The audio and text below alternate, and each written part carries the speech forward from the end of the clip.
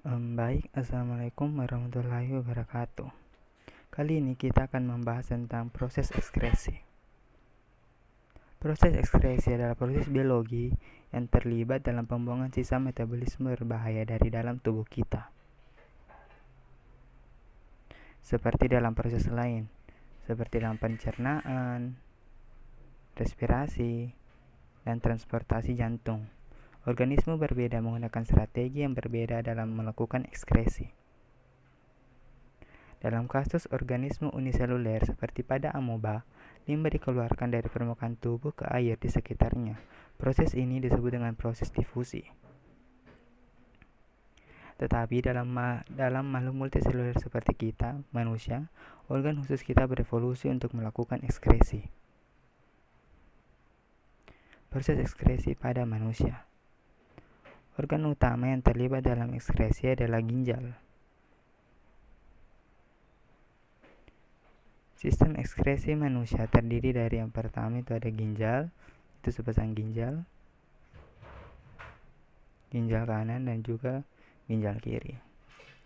Itu ada juga sepasang ureter, yaitu ureter kanan dan juga ureter kiri. Lalu ada kantung kemih, dan terakhir itu ada uretra. Ginjal terletak di perut di kedua sisi tulang punggung. Ginjal adalah unit filteris dasar yang terdiri dari dinding kapiler darah yang sangat tipis. Setiap kelompok kapiler berkaitan dengan kap berbentuk tabung yang mengumpulkan urin untuk disaring.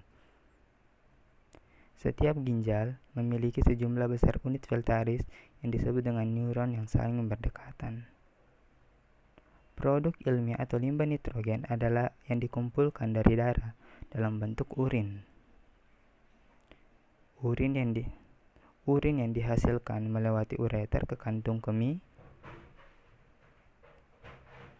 lalu disimpan di kantung kemih dan urin dilepaskan keluar melalui uretra. Sekarang mari kita mempelajari bagaimana urin diproduksi. Proses pembentukan urin berlangsung dalam 3 rangka atau 3 tahap. Yang pertama itu ada filtrasi, yang kedua ada absorpsi, dan yang ketiga itu ada sekresi. Pada proses filtrasi, limba nitrogen seperti urea, asam urat dikeluarkan melalui darah di dalam ginjal.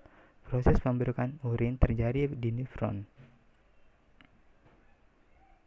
Lalu ada reabsorpsi. Beberapa zat seperti glukosa, asam amino, garam, dan yang paling utama itu air disaring bersama dengan limba nitrogen lalu diserap kembali. Jumlah air yang diserap kembali tergantung pada kelebihan air dan limba yang terlarut bersama.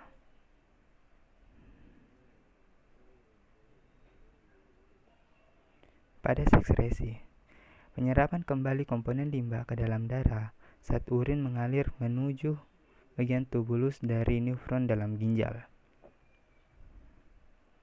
Mekanisme berkemih atau kencing pada manusia. Urin yang terbentuk di ginjal masuk ke saluran-saluran yang disebut dengan ureter. Satu terhubung ke ginjal dan satu lainnya lagi terhubung ke kantong kemih. Lalu disimpan di kantong kemih sampai tekanan kantong kemih menyebabkan ingin buang air kecil.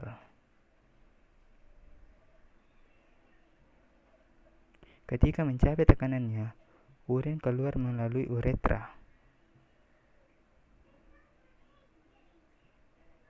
Kira-kira bagaimana kita bisa menahan kencing sampai mencapai keinginan buang air kecil karena kantung kemih berotot dan terkendali sistem saraf kita. Biasanya kita dapat menguasai keinginan untuk buang air kecil. Proses dikeluarkannya urin disebut dengan proses buang air kecil atau kencing.